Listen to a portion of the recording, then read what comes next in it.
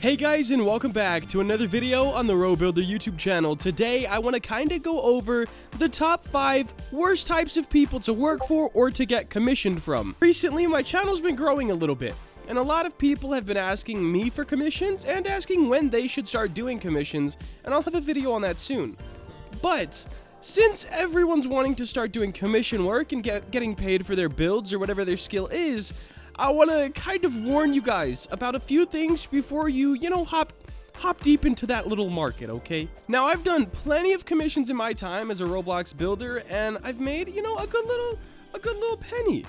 But I've also made a lot of stressful decisions. So, with that being said, let's get into the top 5 worst types of people that commission you, okay? The first guy, the number 1 spot is the IDK guy, okay? This is the guy that's going to come up to you and be like, hey, bro, I want to make a simulator. I don't have an idea yet, but I want a simulator map. There's not really a theme or anything, so just use creative freedom. Now, usually, this would be an awesome guy. But the problem, especially on Roblox, is once you do that, okay? Once you tell someone, hey, creative freedom, and then what happens, okay? I go ahead and I build my map. I build my little heart out, okay? And then at the end, the commission person, I hate it. All right, and if you tell someone creative freedom, you really don't have a choice anymore to hate the map or not. But the IDK guy is one of the worst people to work for, in my opinion. Up next, we have the revisions guy, okay? Now, a revision is basically, say I built this cave for someone, and they didn't like maybe the color, okay? The color palette. That's easy.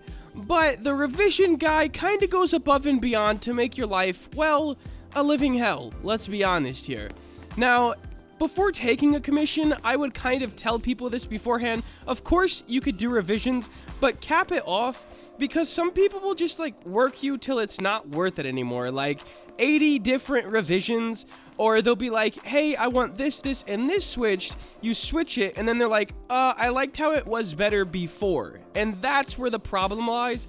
They don't really know what they want. Kind of similar to the IDK guy. But it's just a never-ending workload. And of course, they don't plan on paying any more after they ask for 395 revisions. So when you're signing up for a commission, I guess, when you're accepting one, make sure to tell them that beforehand. Hey, I'm 100% down to give you revisions and make sure you're happy with your map, but we need to cap that at 3.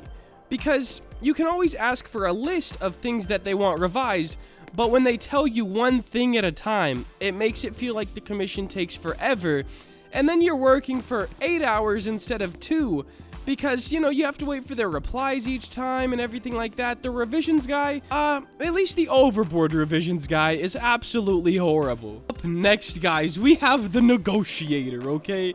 Now, negotiating is very good and very healthy overall, but when you're asking someone what their prices are for their trait or their skill, and it might be a little too high for your price range, don't try to undervalue them, okay? Now, negotiating is all good. If you're saying you would want 100,000 for this, I'ma still try to negotiate. I'll be like, would you take this?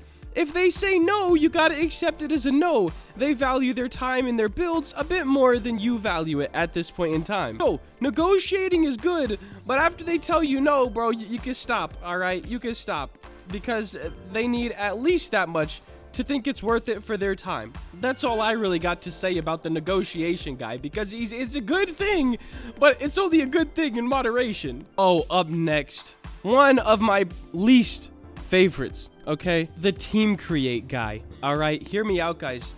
This is the guy you ask for half the payment beforehand, okay? Because if team create, they can just yoink it, right? They're like, no, I can't pay beforehand, and I need to be in team create to watch you work. No, this is the guy that's gonna scam you, okay? Do not, and I repeat, do not build in team create with anybody, especially if they have not paid you. Now, if they pay you up front, cool, let them be in team create. And if they want team create but don't want to pay fully up front, get at least half of that payment before you even let them in the team create, guys.